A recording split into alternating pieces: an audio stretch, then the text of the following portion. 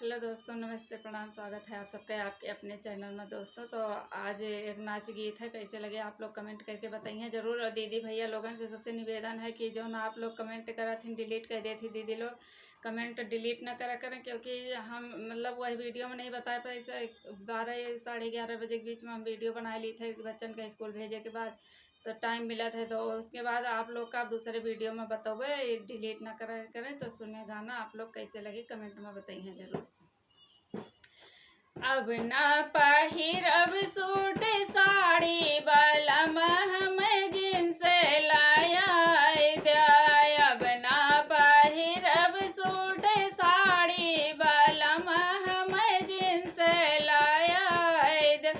Jeans पहिर मैं गली घूमे मेलवा।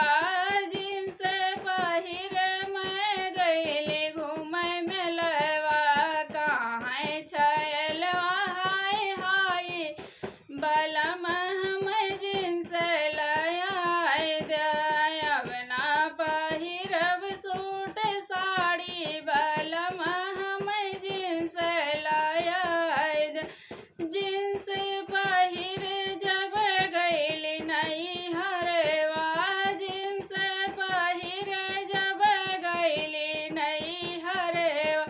कहाँ यार हाय हाय बलम हम जींस लाया द्या। अब ना पहिरब सूट साड़ी बलम हम जींस लाया द्या।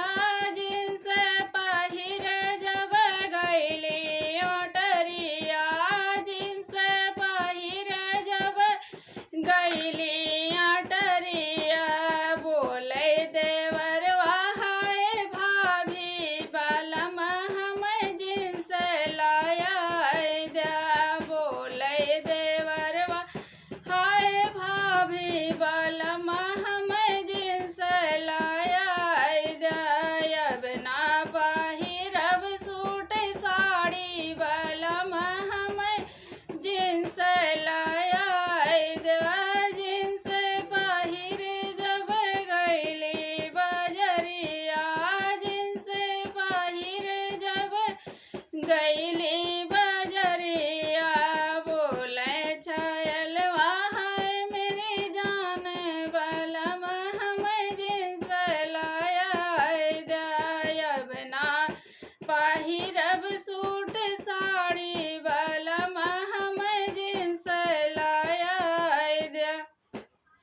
तो दोस्तों ये है नाच गीत, कैसे लगेगा आप लोग कमेंट में बताइए ज़रूर। और सबसे निवेदन है दीदी भैया लोग से या सबसे छोटे बड़े से सबसे हाथ जोड़ के कि मतलब जो गलती होए माफ़ करी है। जैसे कमेंट बतावे के चक्कर में मतलब हम वीडियो पहले बन जा नहीं बता पाए, तो आपसे अगले वीडियो के लिए ध्यान देवे, क्योंकि हमारे पास इतना कमेंट तो आवत नहीं कि हमें पढ़े के टाइम नहीं है। तो 2-4 कमेंट के बाद दीदी लोग आप लोग से निवेदन है माफ़ करी हैं आप लोग, और कमेंट करी हैं ज़रूर।